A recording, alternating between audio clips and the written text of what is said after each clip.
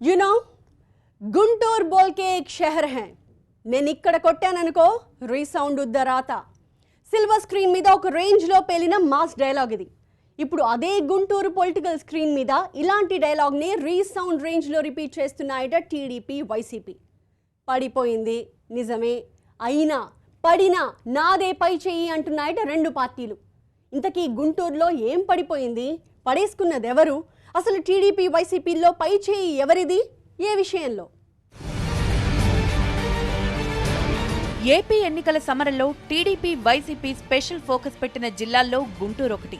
రాజధాని నగరం ఈ జిల్లాలోనే ఉండడంతో అటు తెలుగుదేశం ఇటు వైసీపీ ఆపరేషన్ గుంటూరు అనేశాయి. ఏపీ అంతా హోరాహోరీగానే తలపడుతూ గుంటూరులో అంతకు మించి అనేశాయి. ఇప్పుడు ఇదే గుంటూరులో 2 అసెంబ్లీ నియోజకవర్గాల కేంద్రంగా ఆసక్తికర చర్చ సాగుతోందట. ఒకటి గుంటూరు ఈస్ట్, 2 గుంటూరు వెస్ట్. రెండూ కూడా గుంటూరు సిటీలోవే. పోలింగ్ అయిపోయింది. ప్రతి నియోజకవర్గంలోనూ టీడీపీ వైసీపీ అభ్యర్థులు మాదే విజయం అంటున్నారు.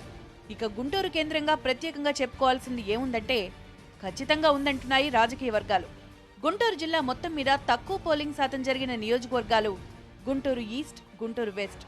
పడిపోయిన పోలింగ్ శాతం ఏ పార్టీ కొంప ముంచుతుంది అన్నది పొలిటికల్ సర్కిల్స్ లో సాగుతోన్న డిస్కషన్.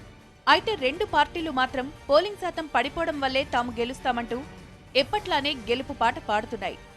ఇంతకీ గుంటూరు ఈస్ట్ వెస్ట్ నియోజకవర్గాల్లో ఏం జరిగింది, పడిపోయిన పోలింగ్ శాతం ఏం చెప్తోంది? గుంటూరు జిల్లా వ్యాప్తంగా 82.14% పోలింగ్ నమోదైతే గుంటూరు పశ్చిమలో 65.68%, గుంటూరు తూర్పులో 69.99% మాత్రమే పోలింగ్ జరిగింది. గుంటూరు నగరంలో విద్యావంతులు ఎక్కువ, చదువుకున్న ఓటర్లు ఎక్కువగా ఉన్న చోట తక్కువ పోలింగ్ కావడం మరింత చర్చనీయాంశంగా మారిందట. ఈ పరిణామం ఎవరికి మేలు చేస్తుందన్నది డిస్కషన్ పాయింట్గా మారిందట. గుంటూరు పశ్చిమలో టీడీపీ నుంచి మద్దాలగిరి పోటీ చేశారు. వైసీపీ నుంచి చంద్రగిరి యేసరత్నం బరిలో దిగారు. ఇక్కడ కాపు సామాజిక వర్గం ఓట్లు 35,000 వరకు ఉన్నాయి. అలానే కమ్మ సామాజిక వర్గం ఓట్లు 30,000, ముస్లిం మైనార్టీ ఓట్లు 35,000 వరకు ఉన్నాయి. పోలింగ్ తర్వాత ప్రతి పార్టీ కూడా తమకు అనుకూలంగా ఉండే సామాజిక వర్గాల ఓట్లను బట్టి గెలుపు అవకాశాలపై ఒక అంచనాకు వస్తూనే ఉంటాయి.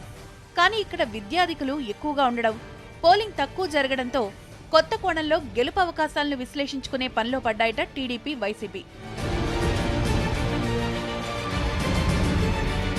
అటు గుంటూరు తూర్పులోనూ సేమ్ సీన్ రిపీట్ అయింది. టీడీపీ నుంచి నసీర్ అహ్మద్ పోటీ చేస్తే వైసీపీ నుంచి సిట్టింగ్ ఎమ్మెల్యే ముస్తఫా బరిలో దిగిపోయారు. తూర్పులో ముస్లిం మైనార్టీలు 40,000 వరకు ఉన్నారు. కాపు ఓటు బ్యాంకు కూడా ఇక్కడ బలంగా ఉంది. ఈ 2 నియోజకవర్గాల్లోనూ జనసేన పోటీ చేసింది. కాపు ఓట్లు ఎక్కువ ఉండడంతో జనసేన కూడా గట్టి ఫైటే ఇచ్చింది. అంటే ముక్కోడపు పోరు అన్నట్టుగా ఎలక్షన్ వార్ సాగింది. ఇంత జరిగి పోలింగ్ శాతం మాత్రం పడిపోయింది. దీంతో ఒకవైపు జనసేన ఎవరి ఓట్లను చీల్చేసిందన్న టెన్షన్, మరోవైపు పోలింగ్ శాతం తక్కువ కావడం ఎవరికి నష్టమన్న కలవరం, మరోవైపు విద్యార్థికులు పోలింగ్కి దూరంగా ఉండడం ఇస్తున్న సంకేతాలు ఏంటన్న ఆందోళన, అన్నీ కలిపి ఇరు పార్టీల్లో కలవరం రేపుతున్నాయట. అయినా పోలింగ్ శాతం పడినా గెలుపు మాదే అన్న స్టేట్మెంట్ ని మాత్రం నాన్ స్టాప్ గా చెప్తున్నాయట.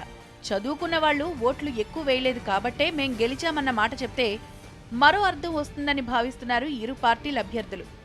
జనసేన చీల్చిన ఓట్ల కేంద్రంగా గెలుపు. దీంతో గుంటూరు ఈస్ట్, గుంటూరు వెస్ట్ నియోజకవర్గాల్లో ఓటర్లు ఇచ్చిన తీర్పు ఏంటన్న దాని చుట్టూ మరింత ఆసక్తి పెరుగుతోందట.